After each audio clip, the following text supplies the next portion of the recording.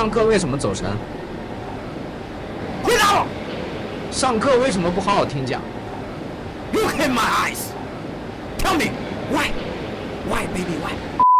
欢迎收看拓星。刚才视频中超人的扮演者是我的儿子，而他幻想出来的大反派，也就是他的班主任，是用我同事阿威的脸。实际上，这两人都没有真正出镜，整个视频是由 AI 制作完成的。在2年前，我们尝试过用 SD 加风格训练的方式来制作《灌篮高手》动画版，但流程繁琐，而且后期还需要一定量的修改。现在2年过去了，在各种大厂频频更新模型开源的情况下，之前繁琐的各种流程是否可以一键生成呢？答案是不行的。想要定制化的生成指定调度的画面，依然不是一件简单的事情。那说了这么多，其实我想要分享的是制作这部短片的一点点思路。首先，这个视频可以分为2个部分，一个是图生视频，一个是视频重绘。这条短片中有15个镜头，其中14个都是用左边的方法来实现的。理论上，只要有了特定的照片，就能生成这样的视频。那如何生成这些照片呢？现在可以实现的方法比2年前要多很多。比较简单的办法就是各种 AI 平台网站，只要花点小钱，或者花点等待的时间，就能做出效果还不错的底图，而且大部分都支持中文自然语言的输入。下面我分享另一个我自己使用的生图流程 ComfyUI。首先是难倒无数人的提示词，我使用的方法是这个项目，原作者还是 B 站上非常有才华的 UP 主。这个工作流可以将 AI 接入到 ComfyUI 中去，让他们来帮写提示词。然后我们将生成的提示词复制到 Flux 文生图工作流当中去，进行多次抽卡，直到我们有了一张满意的底图之后，就可以用另一个工作流 Flux 图生图的方式载入事先训练好的阿威的 LoRA 模型。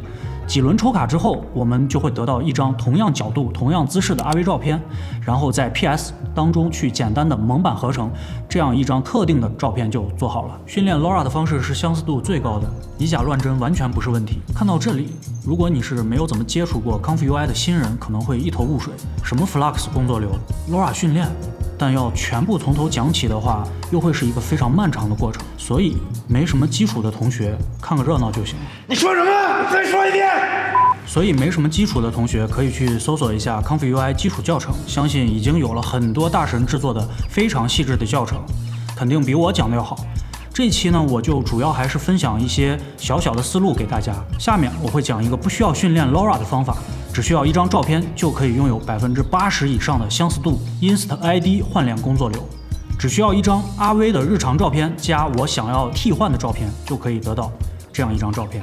然后我们可以利用阿里开源的视频模型 One 2.1图生视频工作流，写上相关提示词，运行等待，这样一个视频镜头就做好了。我也测试了一些其他生视频的网站，相比之下 One 2.1的人物一致性和某些物理效果上表现突出。以此类推，我们可以看到所有的这些镜头都是用 One 2.1生成的。配置不高的朋友可以直接去万象的官方网站直接在线生成，每天签到可以赠送几次。然后是第二种，视频转绘。如果用 One 2.1 Fan 这个模型结合 ControlNet 的深度或者是姿势图，也可以在本地跑。不过不论速度还是效果和 Runway 还是有一定差距的，所以另一种我是用 Runway 的手帧图生视频的功能。先选择好一个需要生成视频的样板，截取其中的第一帧，用刚才说过的图生图或者换脸的方法，我们可以得到一张例如甲亢哥的照片。重要的是构图和动作要与原视频的手帧保持一致。这样经过 Runway 的手帧视频重绘功能后，我们就可以得到类似这样的效果。看视频不3连啊，能行吗？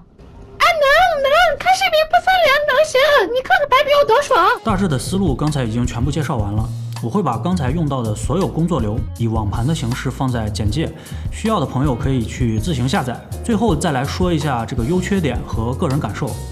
先说缺点，镜头调度和动作生成能力有限，测试了很多次，这些视频模型基本都只能做一些简单的推拉摇的效果，人物的动作幅度也不能太大。例如这个镜头，我想让我的儿子飞起来，一拳将阿威打倒在地，溅起尘土，不管测试多少次，效果都不尽人意。也可能是我的个人能力问题，你可以多试几次。第二个缺点呢，就是硬件要求太高。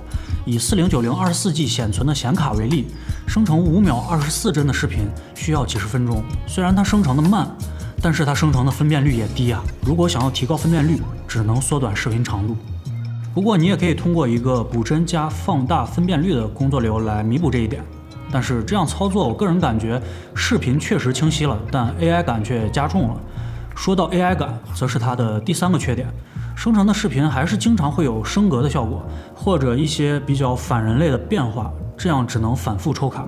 最后再说一下优点，一些简单的调度、变化不多的场景中仍具有实用价值，成本低、耗时少，场景能力强，例如外太空、沙漠、废弃大楼。就在我做这期视频的时候， ChatGPT 已经全网刷屏了。我看了一些测评之后，被小小的震撼了一下，有那么一瞬间，内心中也产生了研究康复 UI 这些还有用吗？没多久我们是不是都要失业了的想法。不过转念一想，如果未来 AI 在视频领域有一天真的会进化到言出法随的地步，可以展望一下，或许电影院中正放映着你的电影。 Well, all I can say is it's better than what Marvel's doing these days.